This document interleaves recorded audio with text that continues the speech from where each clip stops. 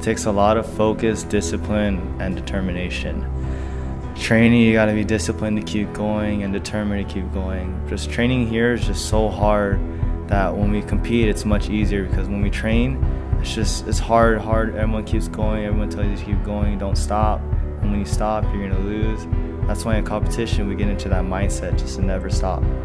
And that really helps with just jiu-jitsu in life. In life, if you're struggling, if anything, you've been through that struggle of being tired, and you just want to keep going. That's why I think in life, it's just jiu-jitsu helps a lot. It makes me keep going. It keeps me determined. It keeps me focused to drive and never quit. Well, I've been training with Rolando for like 3 or 4 years now, so I've never had to deal with him as like a competitor. I've never had to like go against him in a competition. I only know him as a training partner. But every time we train, he brings the intensity 100%. He's always, on his game. He never makes mistakes. So I can only imagine how much higher he brings the level when he goes into a competition. He's a unique character because a lot of the guys here train full-time 100%. This is what they do, only jiu-jitsu when they compete. But Rolando balances school and training really well, and he's one of the few people that I know that can do that.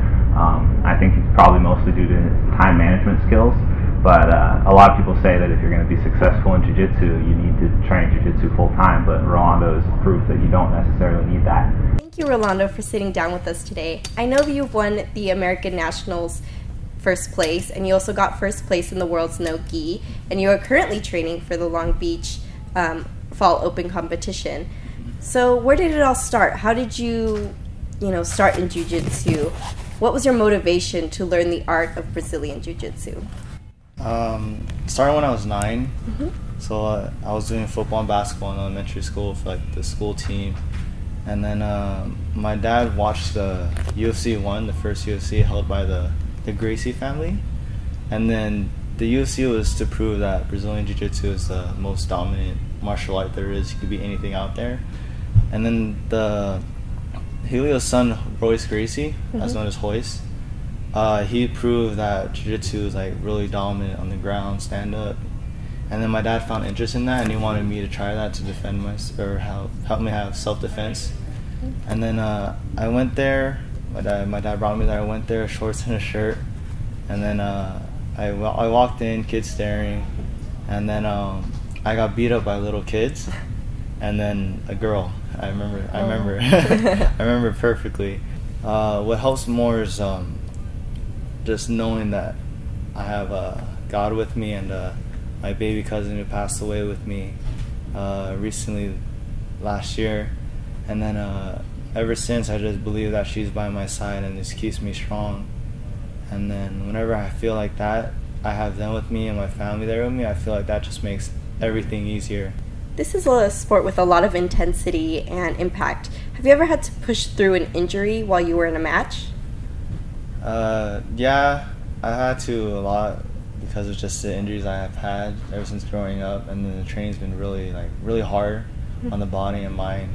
And then recently I competed in the nationals, and then in my final match my knee kind of locked out.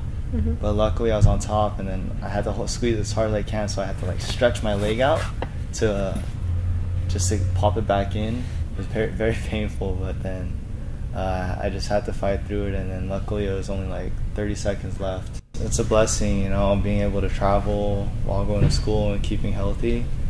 That's what I usually like to take from just being blessed, just being safe going there, safe coming back. But it's awesome seeing places you've never seen before. So I've never really been out of the San Diego County, except LA, until I was let's say 18, and then that's when I got the opportunity to travel and go to Abu Dhabi, Chicago, Texas. Next couple weeks gonna be Seattle, but it's really such a blessing to do that. You've seen a lot of success fighting in jiu-jitsu. Do you feel like you're going to continue jiu-jitsu as a career? Yeah, part-time, but my main goal, as I'm doing right now, is going to school full-time to be a physical therapist. And then I'm actually in my 3rd year right now, taking classes based in that field. I'm loving right now, but my main goal is to open a facility to help people get wellness in their body, but also have jiu-jitsu on the side, because I grew up doing jiu-jitsu.